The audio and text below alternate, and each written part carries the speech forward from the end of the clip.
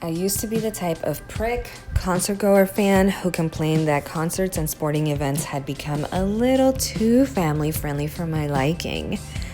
After Astroworld, I will never complain about something like that ever again. I was not at Astroworld. I'm simply speaking from the perspective of being an experienced and seasoned concert goer. I like to think that I've perfected the art of going to a concert. I've gone to venues where some of the hardest audiences have been present for metal shows, and not once have I ever heard of a casualty in the audience. Bruise on my arm from the Big Four and some tightness around my ribs following the Rage Against the Machine concert were the greatest injuries I've ever sustained to this day from a show.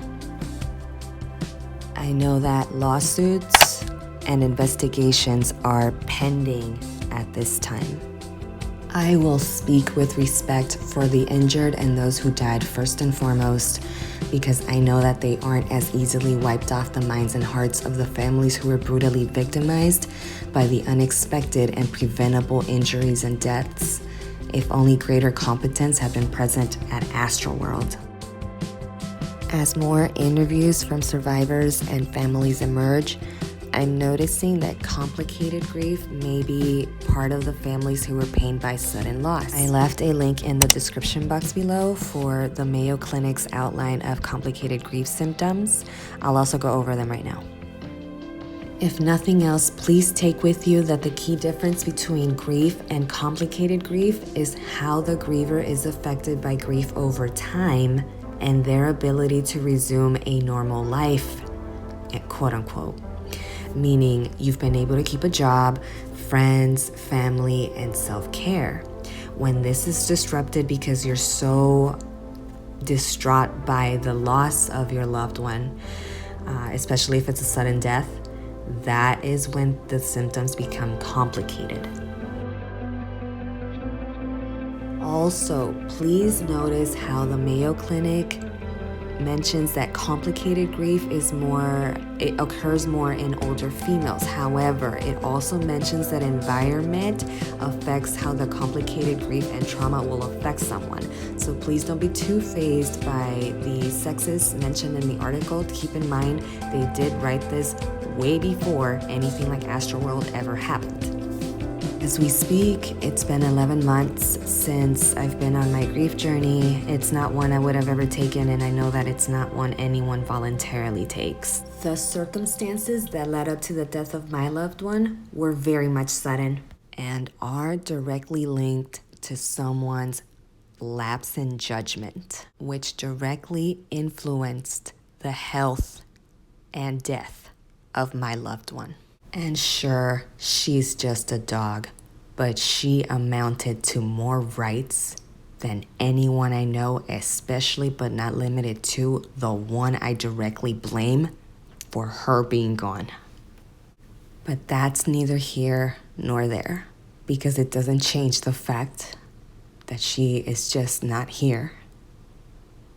So, as angry as I am, I have no choice but to direct all of it to love, because it's the only thing that keeps me with her, here or beyond this earth, and that gives me great comfort. So this is where I'm gonna love on the grievers a little bit. I'm gonna contribute some thoughts by Elizabeth Kubler-Ross, the creator of the 5 Stages of Grief. She has extensive work in grief, so she knows what she's talking about. She gathered, the reality is that you will grieve forever. You will not get over the loss of a loved one. You will live with it. You will heal and you will rebuild yourself around the loss you have suffered. You will be whole, but you will never be the same. Nor should you or would you ever want to. With that quote, I'm looking into the future when people are going to do what they do, which is to downplay the pain of those who bear the scars of loss and the pain that they will continue to vividly feel in some way that's so apparent it annoys mainstream culture that you have a consciousness and a connection to love that's so much richer than any of those pricks arguing their ignorance loudly and endlessly. I don't give an F if I sound like a nightmare to anyone. Just consider me a better quality problem if you're not literally grieving anyone important in your life at this time.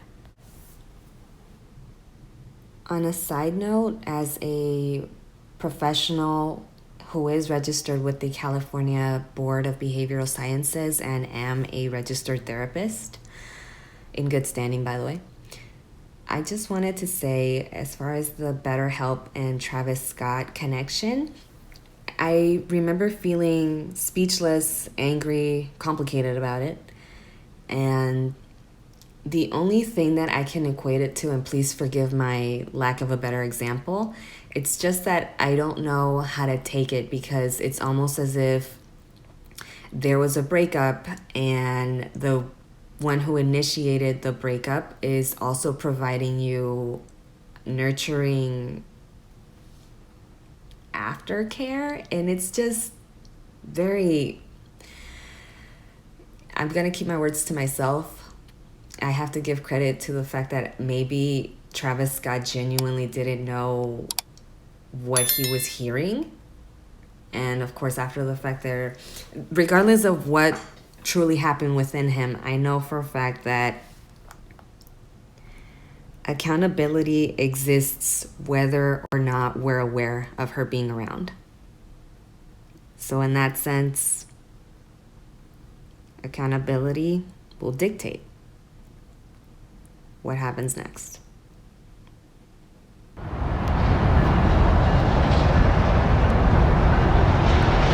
That is the road, and it makes swinging on this effer very intimidating.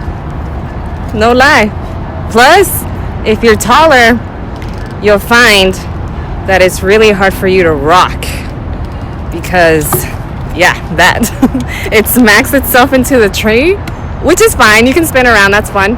And then you look down at the interstate, and it kind of makes swinging from this feel really freaky. Still, though, it's really cool. You guys can let me know if this was a little too scattered. I know I've contributed the perspective of a griever, a professional, and also from the perspective of personally, I am in pain. So let me know if this works. Good looking at everybody. Much love. Please take care. Safely we go forward. And drop any questions if you got them. Happy to answer. And of course, to my now fallen music lovers, may you rest in so much peace, love, and power.